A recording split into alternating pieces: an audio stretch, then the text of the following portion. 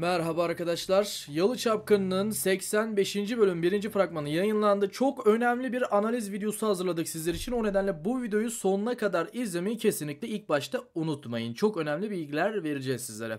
Bu arada Yalı Çapkını'nda tam sizlerin istediği gibi gidecek. Yani senaristler şu anda dizinin hayranlarına göre bir senaryo yazdı diyebiliriz. Gayet güzel bir şekilde dizi sizin istediğiniz gibi ilerleyecek. Gelişmeleri hemen aktaracağım. Şu an abone olun ve hemen videoyu beğenin. En az 200 beğeni bekliyorum, artık Seyran ve Ferit evlensin diyorsanız bu videoya 200 beğeni atın arkadaşlar. Şimdi fragmanda ne olmuştu? Fragmanda Seyran, Ferit, Suna, Abidin dörtlüsü bir araya gelmişti. Zaten dizinin ilk başında bu dörtlü, yani ilk 20. bölümlerde 10. bölümlerde bu dörtlü çok seviliyordu. Her yeri geziyorlardı, böyle az çok her yerde beraber gidiyorlardı ve komik sahneler çıkıyordu. Şu anda da tam olarak senaristler onları bir araya getirdi. Yani Suna, Seyran, Abidin, Ferit aynı anda aynı arabada yine artık gezmeye başladı. Özellikle yine evlilikler olacak arkadaşlar. Suna ile Abidin'in bir evlilik telaşı olacak gibi duruyor bu bölümde. Zaten evlendiler ama hani onlar için değil. Genel olarak Seyran ve Ferit açısından da bir evlilik telaşı olduğunu söyleyelim.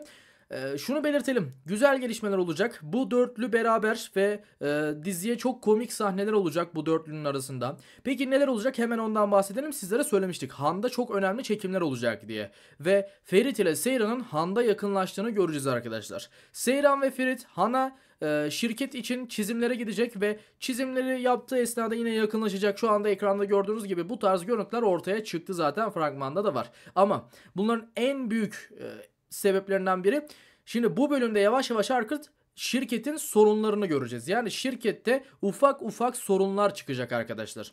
O nedenle hani şunu söyleyelim. Bu bölümde artık şuna alışmalısınız. Seyran ve Ferit ilişkisi iyi gidecek. Yalanın içinde ailesel olarak ve şirketsel olarak sıkıntılar çıkacak ki zaten Seyran ve Ferit'in Han'da çalışması, evde çizim yapması bunların hepsini gösteriyor. O nedenle şirketle alakalı ciddi anlamda sorunlar çıkacak. Evet, bu birinci sebeplerden biriydi. İkinci, Seyran ve Ferit sahile gidiyor arkadaşlar. Fragmanda da gördünüz. Sahilde bir evlilik teklifi olabileceğini düşünüyoruz. Şimdi bu kesin değil tabii ki ama böyle bir ihtimal var. Yani set görüntülerinden gelen, kamera arkası görüntülerden, işte çekimlerin yapıldığı andan itibaren hani Seyran ve Ferit'in bir evlenme teklifi, Ferit'ten Seyran'a bir evlenme teklifi olabileceği, bu ikilinin evlenebileceği konuşuluyor. Yani sahil kısmında, dizinin sahil setinde onların çekildiği düşünüyor ki zaten sahil e, çekiminde de bir öpüşme sahnesi var. Onu da söyleyelim. Bu öpüşme sahnesi de yine dizinin çok önemli bir noktalarından biri. Onu da belirtelim. Zaten sahil sahnesi çok güzel olacak Seyran ve Ferit hayranları için ki genel olarak dizi açısından da yine en önemli sahnelerden biri olacak. Bu bölümde reytinglerin artmasını artık bekliyoruz. Çünkü Seyran ve Ferit aşkı geri döndü. Özellikle kamera arkasından biliyorsunuz görüntüler geldi. Seyran ve Ferit ile alakalı kamera arkası çok önemli görüntüler geldi. Bu görüntülerde işte Afra Saraçoğlu, yani Seyran ve Mert Ramazan Demir eğleniyorlardı, gülüyorlardı.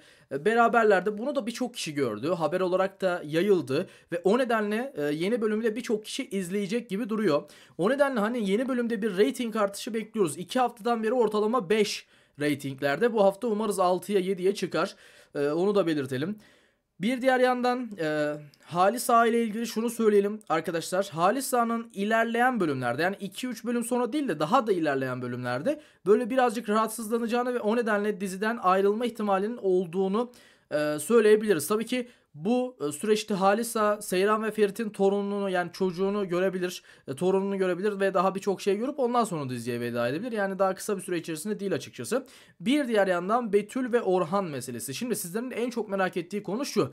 İşte Orhan bunları gördü. Yani Betül'le eski sevgilisini kan verilen yerde gördü. Peki Orhan bunu iş çevirdiğini anlayacak mı? Betül'ün yalan söylediğini anlayacak mı? Hayır arkadaşlar. Yani çok yüksek bir ihtimal Betül yalan söylemeye devam edecek ve yalan söylediğinden dolayı da o sahnede de muhtemelen bir yalan söyleyeceğini tahmin ediyoruz. Hani yalan söyleyeceği için Orhan da buna kanacak ve ne olacak bu sefer? Orhan yanlış anladığını düşünecek ve bu şekilde Betül'ü Betül ile hayatına devam edecek ve tabii ki orada herhangi bir iş karıştırdığını, herhangi bir şey yaptığını düşünmeyecek. Tabii ki aslında çok sıkıntılı bir sahne ama Orhan'ı kandıracağını düşünüyoruz Betül'ün ve Betül'ün halen daha yalanlarına devam edip Yalı'yı da çok fazla karıştıracağını söyleyelim. Yani şu anda Seyran ve Ferit aşkı çok iyi gidecek. Suna Abidin ikilisi çok iyi gidecek ama Abidin'le Halis arasında birkaç sıkıntı daha yaşanabilir. Abidin Yalı'da yaşamaya devam etse de birkaç sıkıntı yaşayacak. Bununla birlikte dediğim gibi şu anda Yalı'nın en büyük sorunlarından biri Betül ve Orhan meselesi olacak.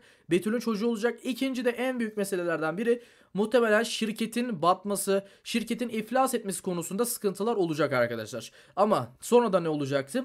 Şirketi Seyran ve Ferit karakterleri çok önemli bir düzeye getirip ilerleyen bölümlerde de çok önemli bir yere getirecekti. Finansal açıdan da çok iyi bir yere getirecek Seyran ve Ferit ilerleyen bölümlerde arkadaşlar, onu da söyleyelim. Bir yandan gelelim Esme'nin çocuğuna. Yani biliyorsunuz Esme hamile.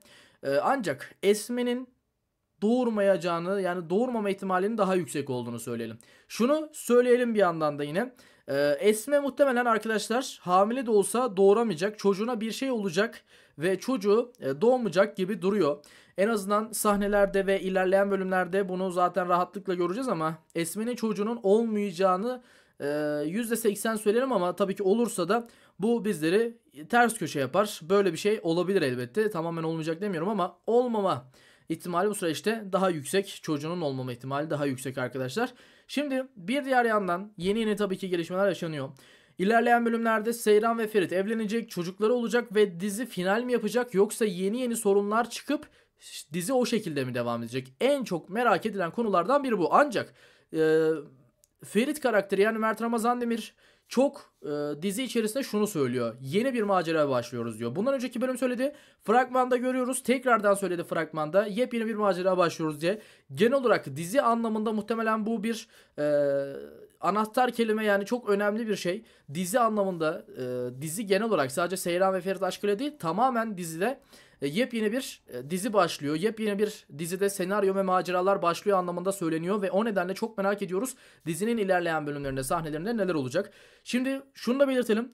Dizi muhtemelen devam edecek. Yani dizi final yapmayacak arkadaşlar. Seyran ve Ferit karakteri ne kadar iyi gitse de, hani çocukları bile olsa, ilerleyen bölümlerde farklı birkaç sıkıntı çıkabilir ama bu sıkıntıların sebepleri işte Ferit'in başka kadınlarla olması veya işte Seyran'ın başka bir erkeği sevmesi gibi sorunlar değil.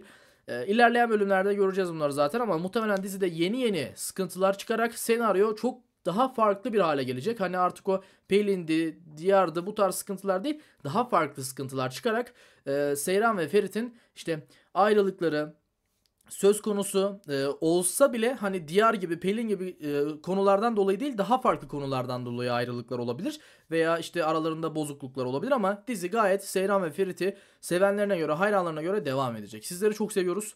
Videomuzun da sonuna geldik. Umarım sizleri de bilgilendirmişimdir. Daha yeni videolar çekmeye devam edeceğiz zaten. Kendinize çok iyi bakın arkadaşlar. Sağlıcakla kalın. İlerleyen bölümlerde ve ilerleyen videolarımızda görüşmek üzere. Sağlıcakla kalın.